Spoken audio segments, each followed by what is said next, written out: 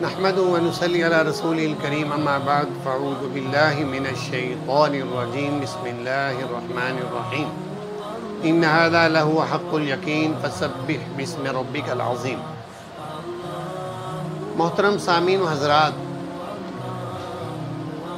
حضرت امام ربانی مجدد الفسانی شیخ احمد سرہندی رحمۃ اللہ علیہ نے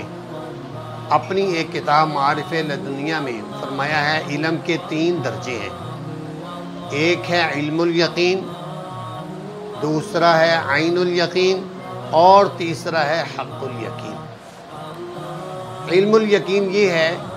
کہ کوئی تجربے کار سچا آدمی کوئی بات کہے اور ہم اس پر یقین کر لیں اور مان لیں، اس کو علم الیقین کہتے ہیں۔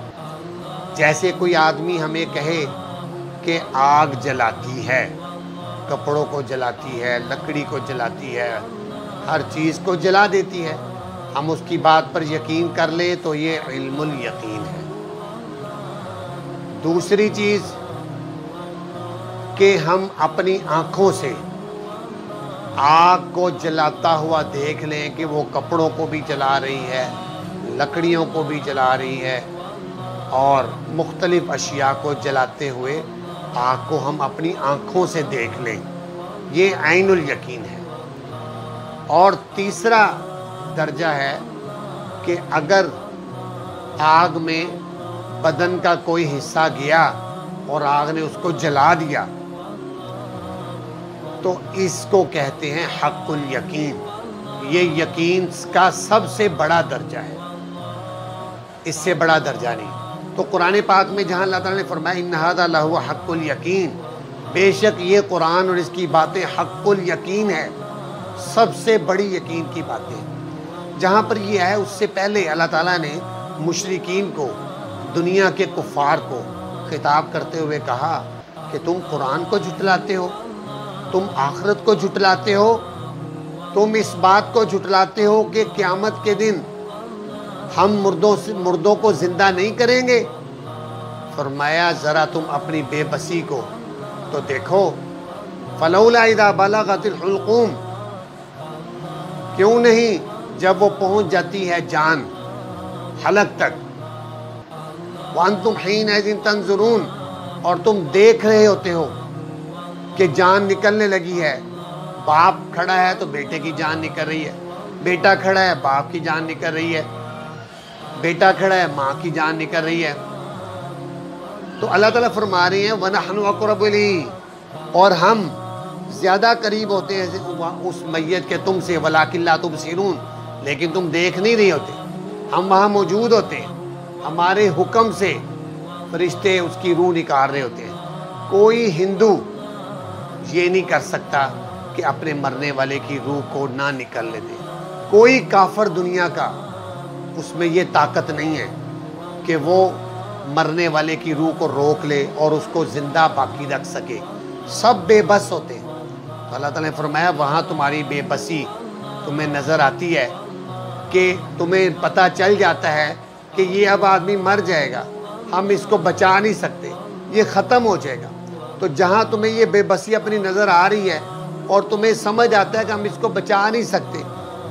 اس کی روح نکل جائے گی، اسی طرح اللہ تعالیٰ فرما رہے ہیں کہ قیامت کے دن تم کس طرح دوبارہ زندہ ہونے کا انکار کرتے ہو، کس طرح؟ یقیناً تمہارا رب تمہیں دوبارہ زندہ کرے گا، اور اس میں جس طرح تمہیں کسی قسم کا اختیار نہیں ہے کہ تم مرنے والے کی روح کو روک سکو، اسی طرح تمہارے اختیار میں نہیں ہے تم مرنے کے بعد زندہ نہ ہو، اس میں تمہارا اختیار، اللہ تعالیٰ نے تمہیں زندہ کرنا ہے اور تم زندہ ہوگے۔ تو اللہ تعالیٰ نے قرآن پاک میں جہاں یہ مسئلہ بیان کیا، وہاں نبی پاک صلی اللہ علیہ وسلم کی حدیث مبارک میں بھی آتا ہے کہ جب کسی نیک آدمی کی روح نکالنے کے لیے فرشتے آتے ہیں تو جنت سے خوشبودار کفن لے کر آتے ہیں اور آ کر میت کو کہتے ہیں یا ایتھا النفس المطمئنہ ارجع الی ربک راضیۃ مرضیہ، اپنے پروردگار کی طرف نکلو خوشی سے، رضامندی سے۔ اور جب وہ کسی کافر کی روح نکالنے کے لیے آتے ہیں تو وہاں پر بڑے کرخت لہجے میں اس کو خطاب کرتے ہوئے کافر کی روح کو کہتے ہیں کہ یا ایتھا النفس الخبیثہ اخرجی الی سخط من اللہ وغضب، اے بری روح اللہ کی ناراضگی اور غضب کی طرف نکل۔ تو جب وہ روح دیکھتی ہے کسی کافر کی کہ مجھے روح نکالنے لگے ہیں، وہ پکار پکار کر کہتی ہے کہ مجھے ابھی مجھے روح نہ نکالو، مجھے ختم نہ کرو، مجھے ابھی باقی رکھو، میں نیک اعمال کروں گا، صدقہ خیرات کروں گا۔ تو اللہ تعالیٰ کے فرشتے جو ہے قرآن پاک میں آتا ہے، اس کو کہتے ہیں وَلَن يُؤَخِّرَ اللَّهُ نَفْسًا إِذَا جَاءَ أَجَلُهَا، اللہ تعالیٰ کسی جان کو بھی پھر ایک منٹ اور سیکنڈ کی بھی مہلت نہیں دیتا جب اس کا وقت پورا ہو جاتا ہے، پھر اس کو جانا ہی جانا ہوتا ہے۔ لیکن جو مقربین ہوتے ہیں فروح و ریحان و جنت نعیم، ان کے لیے راحتیں ہیں اور آسانیاں ہیں، نعمتوں کے باغات ہیں۔ اور جو برے لوگ ہیں، جو گناہ کرتے رہے، برائیوں میں مبتلا رہے، ان کے بارے میں آتا ہے فنزل من حمیم و تصلیۃ جحیم، کہ کھولتے ہوئے گرم پانی سے ان کی مہمانی ہوگی، جہنم میں ان کو داخل کیا جائے گا۔ اور تو یہ ساری باتوں کو بیان کر کے فرمایا کہ دیکھو